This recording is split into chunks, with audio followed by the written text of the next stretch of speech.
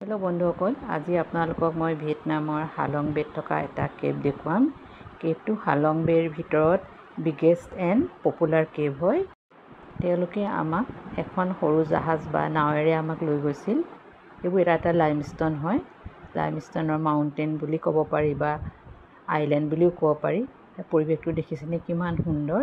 তেনেকৈ আমি সেইটো ছাইডৰ পৰা সোমাই আহিছোঁ। সোমাই আহি তেওঁলোকৰ এটা ঘাট আছে। এই ঘাটটোতে আমাক তেওঁলোকে নমাই দিলে।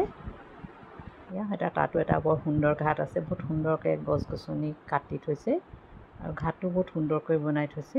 দেখি বৰ ভাল লাগিল। এইফালে যোৱা এণ্ট্ৰেঞ্চ এইটো হয়। 50টা শিলৰ ষ্টেপ উঠি যাব লাগিব।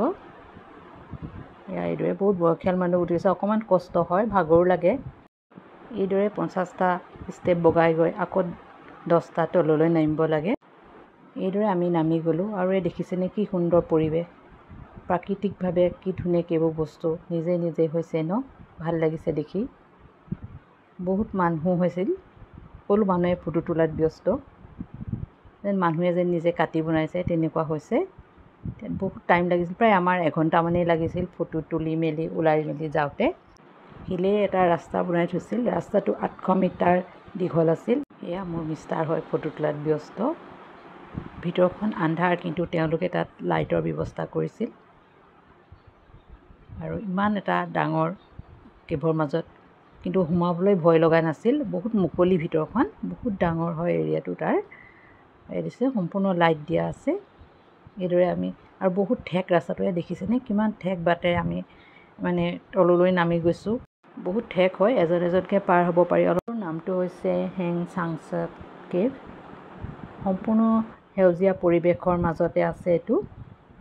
আপোনালোকে ইয়াৰ ভিতৰতখনত সোমালে গম নাপায় যে আপুনি এনেকুৱা এডোখৰ ঠাইত আছে বা পানীৰ মাজত থকা এটা কেভত সোমাই আছে। দেখিছেনে আপোনালোকে, চাওকচোন, মই দেখাই গৈ আছোঁ।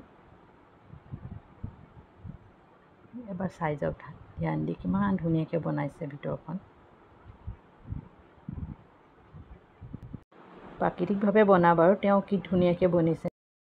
শিলৰ ৰাস্তাটো যে বনাই দিছে, সেই ৰাস্তাটোৱে যাই থাকিবলৈ পাৰি, একো অসুবিধা নহয়। সেইকাৰণে যাবলৈ কোনো কাৰো দিগদাৰ নালাগিলে, কোনো গাইডৰ প্ৰয়োজন নহয়। সকলোৱে নিজে নিজেই গৈ আছে। চবেই ফটো তোলাত ব্যস্ত। কিছুমানে ৰৈ ৰৈ ভিডিঅ' কৰিছে, কিছুমানে ফটো তুলিছে আৰু কিছুমানে অকলে চায়ে গৈ আছে। ইমান সুন্দৰ পৰিৱেশ ন, চাওকচোন কিমান ধুনীয়াকৈ বনাই দিছে। মাজতে এডোখৰ মুকলি জেগা আছে। কিছুমান তাতে অকণমান উৎপতীয়া মানুহ থাকে, সিহঁতে যাতে এই ছাইডৰ পৰা সেইটো ছাইডে পাৰ হৈ যাব নোৱাৰে, তাৰ বাবে এটি গ্ৰিলে ফেঞ্চিং দি থৈছে। চাওকচোন, ভাল লাগিছেনে বাৰু? বহুত ভাল লাগিল মোৰ চাই। কিন্তু আপোনালোকেও ইয়াত অলপ ভাল লাগিব, কিন্তু নিজে পাৰিলে যাব, ভাল লাগিব চাই। দেখুৱাই দিছোঁ আপোনালোকক, চাওক গোটেই শিলখিনিয়ে বহুত ধুনীয়া।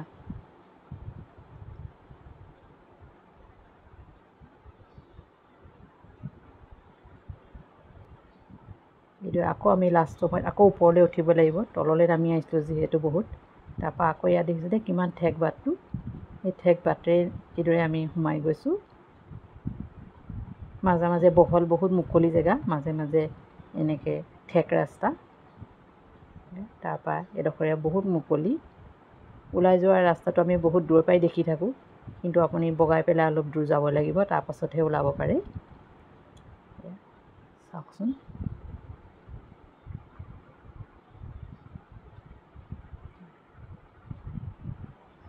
তেওঁলোকে লাইট দি থোৱাৰ কাৰণে জেগাডোখৰ আৰু ভাল লাগিছে।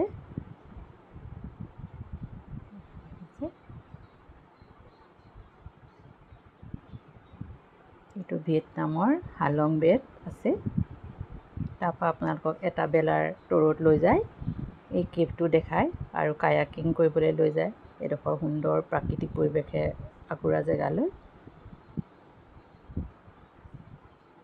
ফটোতে দেখাইছোঁ কিমান টাইম লাগিছে ন, এনেওতে বহুত টাইম লাগে।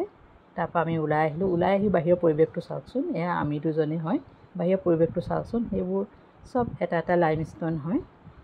বাহিৰৰ পৰিৱেশটো বহুত ভাল লগা। তাতে ফটো তুলিবলৈ এডোখৰ সুবিধা দিছে। তাতে চবেই ফটো তুলিছে, ভিডিঅ' কৰিছে। আমি সুন্দৰ প্ৰাকৃতিক পৰিৱেশৰ মাজত সোমাই পৰিলোঁ। নিজ চকুৰে উপভোগ কৰিলোঁ, ভিডিঅ' কৰিলোঁ, ফটো তুলিলোঁ। তাৰপাছতে আমি এই নাওখনেৰে আমি আমাৰ নিজৰ ক্ৰুজখনলৈ উভতি আহিলোঁ। সেইখন আমাৰ ক্ৰুজখন ৰখি আছে, দ্য গল্ডেন ক্ৰুজ। ভিডিঅ'টো যদি ভাল লাগিলে লাইক, কমেণ্ট, শ্বেয়াৰ কৰিব। ভিডিঅ'টো চোৱাৰ বাবে ধন্যবাদ।